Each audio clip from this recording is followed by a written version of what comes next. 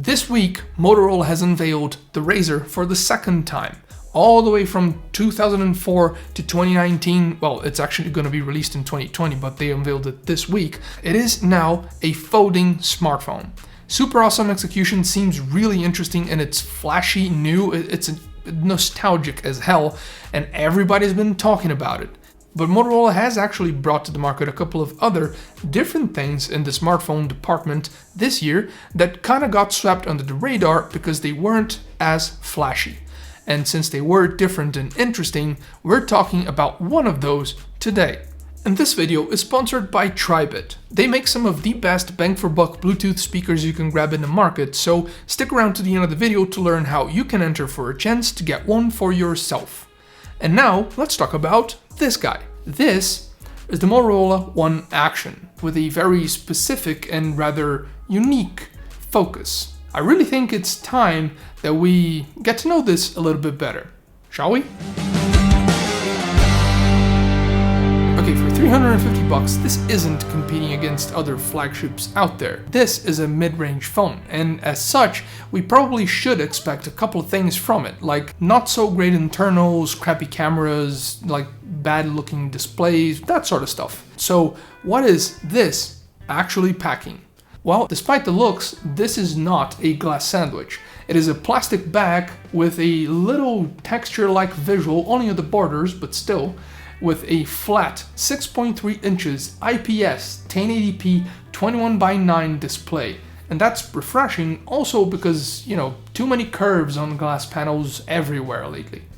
It does come with a little bit of a chin, but a hole punch instead of a notch, which ends up being the defining visual characteristic of this phone, even if it does get itself confused with the S10 and S10 Plus quite a lot. Hole punch on the other side and all.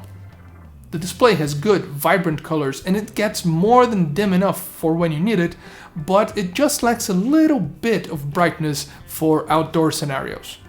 Now there's a rear-mounted fingerprint scanner, a Samsung Exynos octa-core chip inside, which is interesting, 4 gigs of RAM, 128 gigs of storage, a micro SD expansion of up to 1 terabytes, loads of sensors that I have no idea what they do, face unlock that's quick, reliable, and gets you in the phone without a second action afterwards, a 3500 mAh battery that supports quick charging with up to 10 watts through USB Type-C, and included in the box, take that, iPhone 11, even though mine says it's 5 watts for some reason, but it does charge pretty quickly. A single Dolby speaker on the bottom, a 3.5mm jack that's clear and powerful enough on the top for most use cases, and lastly, a single camera on the front with a triple camera on the back. And pro tip, this is super slippery, so make it a habit of actually using it with the included silicone case that comes in the box, unless you want this thing to fall. And I wouldn't push my luck. Just saying. Now in software, there really isn't much to talk about here. In some markets, the One Action is part of the Android One program, and in others isn't. I'm not really sure why. And this version that I've tested is, so that translates to smooth salience. If you've used or seen any Motorola phones in the past couple of lots of years, any of the motions and chops and stuff that you can do with it, everything is still here. What's different is that the UI and the actual software has been stripped back down to stock Android, which is good because it makes the actual experience of using it quite smooth. It's obviously not gonna outperform other phones with more, beefier specs, more powerful chips, but it will do the job and get you through what you need it to do. And you probably won't even notice that much of a difference unless you're comparing it side by side to something else that has a more powerful chip, or you're coming from a more powerful chip by any chance. But praise the sun, because together with the hardware package and this 1080p display, this thing actually pushes the 3500 mAh battery easily into 2-day territory. And this is not something you can just drop and say about many phones nowadays. Granted, because this is not as powerful as my previous S10 Plus, that time was rearranged into using the phone with tasks that the One Action actually performs quite well. So the end result is the first day ending at around 65% usually, and quite consistently. I even got a couple of instances where I went through 2 days and only plugged it in at noon on the third day. But since those were like lighter days of usage and I wasn't like using it crazily enough, I'm not gonna count it. But this has one very particular, very specific focus to it, and that has all to do with the cameras. Now, out of the 4, you can record 4K footage at 30 FPS, both from the front and back cameras, with good enough dynamic range and good HDR. And the dynamic range and HDR are actually applicable to photos as well, from both front and back facing cameras. It does struggle with low light, both in videos and photos, but it's not completely unusable, and you can even record in native 21:9 aspect ratio. But the trick up its sleeve is the fact that one of these cameras is actually sort of a GoPro inside of your phone. It is an action cam that's even positioned in a way that if you're holding your phone upright, it's still going to record videos horizontally, which I can only believe that it's because it's probably, I don't know, maybe more comfortable to hold it like this while you're skateboarding and trying to record your buddies or yourself.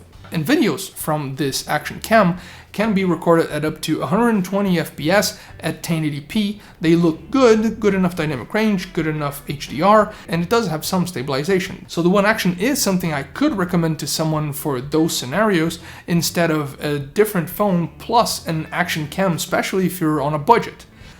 If it weren't for 2 gaps that we need to talk about right now.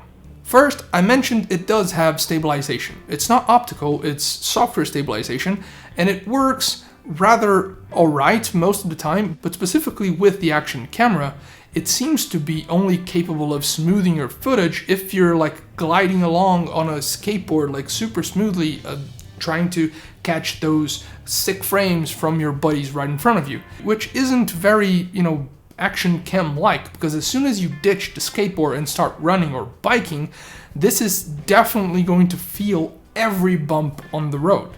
And I understand that other phones with much better stabilization are also much more expensive, so kind of a toss-up there. And the second point is, again, due to the whole action thing, this is not a ruggedized phone. This hasn't been toughened up. It doesn't have rubber railings for protection, it doesn't have extra durable or strong glass or back panels, and it doesn't even have a decent water resistance. This is just IPX2, which is like rain, but a little bit more water, and I wouldn't trust this to stay alive.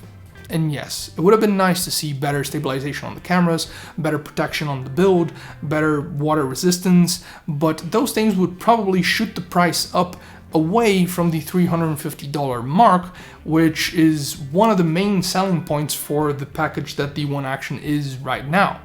Even if, despite being a good package, I do feel like if you're not getting this specifically to use the action camera, you would probably find yourself better options elsewhere, because it kind of wouldn't make much sense. And that's not to say that only people that are super into action cameras would enjoy using this phone.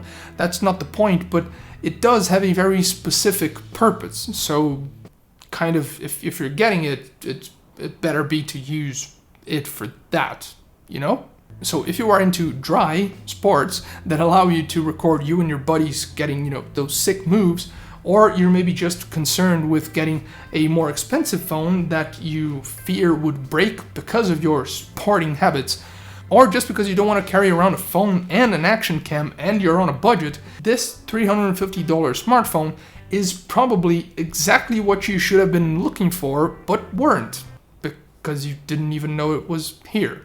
And that's been it for today. Hope you guys enjoyed the video, so leave any comments or suggestions down below as usual if you're feeling like it. Thanks a lot for watching, and I'll catch you guys later. Okay, so for you guys that stuck around to the end, here's what you gotta do for a chance to win a brand new Max Sound Plus from Tribit. Make sure you follow both them and myself on Instagram, the links are everywhere, and leave a comment down below on why you would want one of these. And I don't know, anything else you want. Maybe song lyric, like the recipe for, a good recipe for a burger. there. The best recipe for a burger is gonna win one of these. So leave it down below. Oh, and make sure that I can actually DM you back through Instagram or whatever so that, we can arrange it. And that's about it. I'll catch you guys later.